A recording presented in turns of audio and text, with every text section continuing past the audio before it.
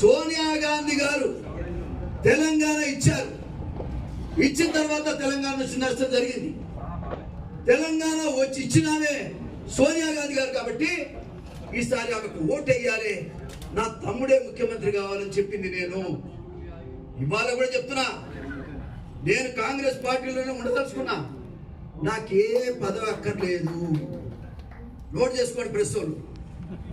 నాకు నేను రేవంత్ రెడ్డి గారిని కానీ ఇప్పుడు ఎవరికైనా రాజకీయ నాయకులు ఈ అమ్మాయి ఏమన్నా కాకపడుతుండంటే మనకి ఇస్తాడా? నో.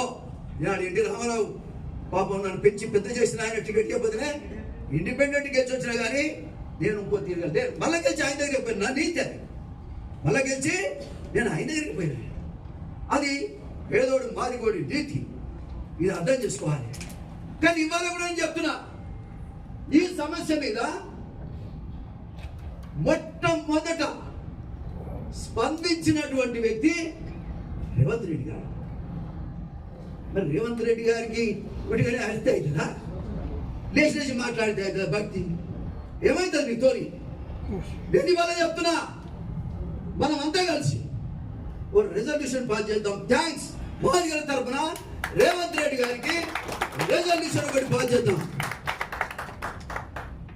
ఎవరి మాదిగల తరఫున నిలబడి మాట్లాడినాం. ఆర్డినెన్స్ తెచ్చైనా ఇప్పుడు గ్రూప్ 1 కానీ గ్రూప్ 2 కానీ గ్రూప్ 3 కానీ అన్ని ఉద్యోగాలను కూడా ఏబిసిడితో పాటు చేస్తానని చెప్పావు.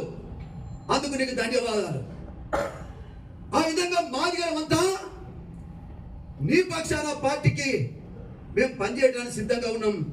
ఇది అమలు చేస్తానని చెప్పినందుకు హృదయపూర్వకమైనటువంటి ధన్యవాదాలు తెలియజేస్తూ ఒక రెజల్యూషన్ పాస్ చేద్దాం. ఇదే రెజల్యూషన్ గా భావించండి. సపోర్ట్ కూడా చాలా సంతోషం. ఇవాళ ఇవ్వకపోతే పంచాలి, ఇస్తే ధన్యవాదాలు. ఇవాళ ఇస్తానని చెప్పింది కాబట్టి ఖచ్చితంగా మనం ఆయనకు కృతజ్ఞతలు చెప్పవలసిందే.